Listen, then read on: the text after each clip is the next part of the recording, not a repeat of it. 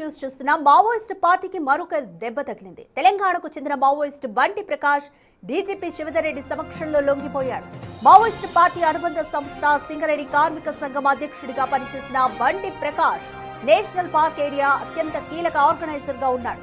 45 ఏళ్లుగా CPI Maoist పార్టీలో వివిధ స్థాయిల్లో పనిచేశాడు.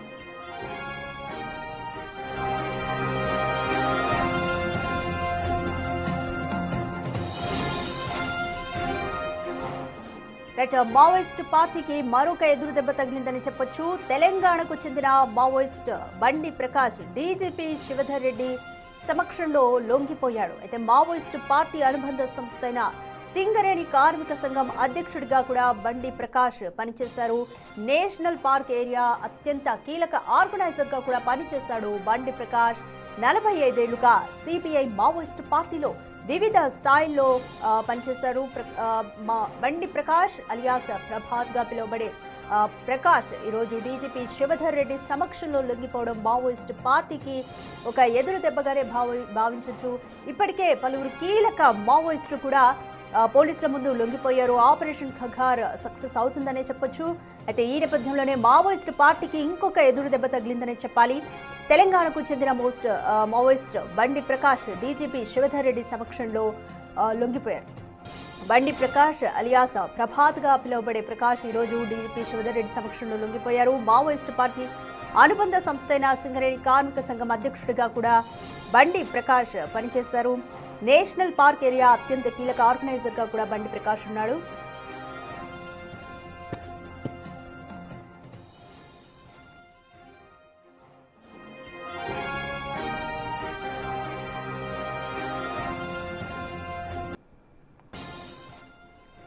దీనిపై మోర్ డీటెయిల్స్ మా అసోసియేట్ ఇన్పుట్ ఎడిటర్ నగేష్ అందిస్తారు.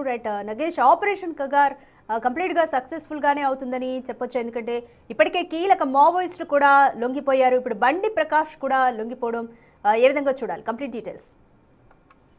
బండి ప్రకాష్ కి అనారోగ్యం ఉంది. అనారోగ్య రీత్యానే బండి ప్రకాష్ మావోయిస్ట్ పార్టీ నుంచి వీడుతున్నట్లుగా గత 10 రోజుల క్రితం ప్రకటించాడు. ఆల్రెడీ తెలంగాణ పోలీసులకు టచ్ లోకి వచ్చాడు. శివధర్ రెడ్డి డీజీపీకి గతంలోనే టచ్ లోకి వచ్చాడు. లొంగుబాటుకు తన సిద్ధంగా ఉన్నట్టు కూడా ప్రభుత్వంతో సంప్రదింపులు జరిపిన తర్వాతనే లొంగుబాటుకి ప్రభుత్వం ఒప్పుకుంది. ఈ క్రమంలోనే వయసు పైబడడం, అనారోగ్యం రీత్యా అడవుల్లో తిరగలేని పరిస్థితి బండి ప్రకాష్ ఉందని ఖచ్చితంగా చెప్పొచ్చు.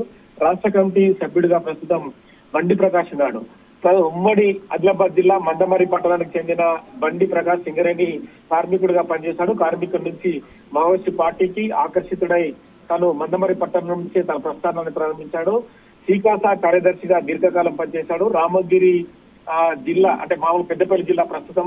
గతంలోని కరీంనగర్ ఉమ్మడి జిల్లా బేగంపేట గ్రామంలో కూడా పెద్ద స్తూపాన్ని అంటే మావోయిస్టులకు సంబంధించి భారీ స్తూపాన్ని 2004లో నిర్మించి పోలీసులకు సవాలు విసిరాడు. 2004 నుంచి మళ్ళీ అజ్ఞాతంలోకి వెళ్లి ప్రస్తుతం 2025 ప్రాంతంలో బయటకు వచ్చిన పరిస్థితి.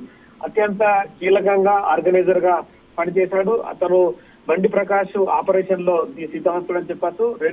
గతంలోనే అంటే దాదాపుగా 2003, 2002 సమయంలో కూడా శ్రీకాస కార్యదర్శిగా ఉన్న రమాకాంత్ ఎన్కౌంటర్ అప్పటి ఉమ్మడి ఆదిలాబాద్ జిల్లాలో పెద్ద సంచలనమే సృష్టించింది. రమాకాంత్ ను చంపడం కోసం పోలీసులు ఒక బిల్డింగ్ పైన హోల్ చేసి అందులో పెట్రోల్ పోసి అప్పుడు చంపిన పరిస్థితి. తదుపరి దీని పూర్తిగా వ్యతిరేకించిన బండి ప్రకాష్ తాను మావోయిస్టు పార్టీకి అంకితమై వెళ్లిపోయాడు. సింగరేణి బొగ్గు గనుల్లో జరిగే ఏదైతే నిర్ణయాల్లో పూర్తిగా వ్యతిరేకిస్తూ సింగరేణి కార్మిక సమైక్యలో కూడా చాలా అత్యంత పటిష్టంగా పనిచేసిందని చెప్పచ్చు. తదుపరి బండి ప్రకాష్ లొంగుబాటు అనేది ఇప్పుడు కొంత మావోయిస్టు పార్టీని నష్టం చేసినా కూడా ఇప్పటికే 45 సంవత్సరాలు పనిచేసిన తర్వాత 60 సంవత్సరాలు పైబడిన బండి ప్రకాష్ లొంగుబాటు అనేది మావోయిస్టు పార్టీలో పెద్ద ప్రభావం ఏం చూపదని చెప్పచ్చు.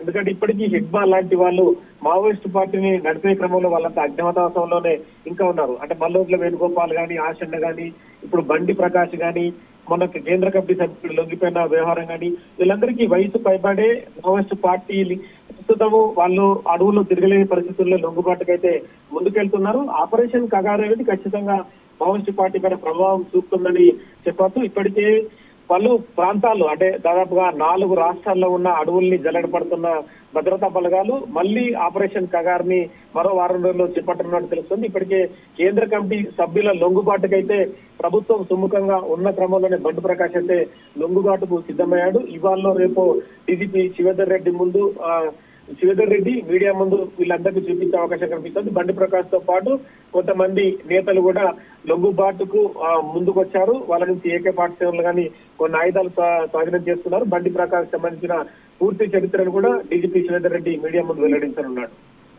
Thank you Rakesh.